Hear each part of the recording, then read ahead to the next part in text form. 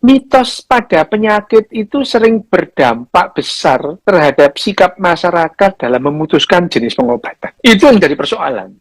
Kanker itu dulu nggak ada. Sebetulnya ya kan ini banyak yang mengklaim kanker itu adalah penyakit yang sepenuhnya disebabkan oleh lingkungan buruk, ya. Racun kimiawi gitu, polusi, medan magnet, radiasi, handphone gitu ya. Handphone itu ya. Padahal ya tidak pernah ada penelitian atau catatan tentang bagaimana handphone itu membentuk kanker, itu tidak ada. Banyak yang mengklaim ini, ngomong seenak-enaknya, sak karepe cangkeme ae lek ngomong ya gitu. Ada mitos-mitos baru tentang kanker gitu. Aku itu langsung jamput gitu ya. Yang jengkelin itu adalah penjual-penjual obat itu. Penjual-penjual jamu itu seenak-enaknya itu berargumentasi bahwa di masa lampau sebelum kita jadi masyarakat industri tidak ada penyakit kanker. Ini yang paling banyak, mitos yang paling banyak dan sangat mempengaruhi sikap kita itu. Terus kita kembali ke pengobatan abad pertengahan gitu, minum madu. Jangankan orang-orang sekarang atau nenek moyang kita atau orang-orang abad pertengahan tahun 1800 atau tahun 800 atau tahun 700 gitu ya. Loh, dinosaurus itu mengalami kanker. Pada lebih dari 10.000 tulang dinosaurus yang ditemukan di atas 70 juta tahun yang lalu. Loh, dinosaurus itu mengalami tumor. Nah, tapi sebetulnya kanker itu ya umum. Ya, bukan hanya pada manusia, bukan banyak binatang gitu ya. Tumbuh-tumbuhan juga bisa.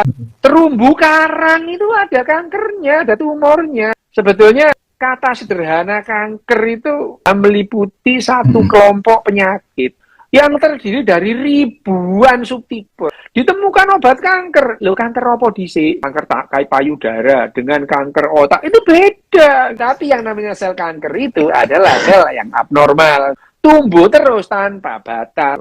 Nah, sel-sel ini akan menyerang dan bisa merusak struktur yang jaringan sehat. Sel kanker itu menghasilkan bahan kimia atau dengan lebih banyak menabur benih sel ganas yang masuk ke aliran darah untuk tumbuh di tempat lain yang namanya metastase itu. Kanker ini bisa timbul bila terjadi abnormalitas dalam blueprint-nya DNA. Nah, artinya kanker itu mesti ada perubahan atau kerusakan DNA ya, bermutasi itu.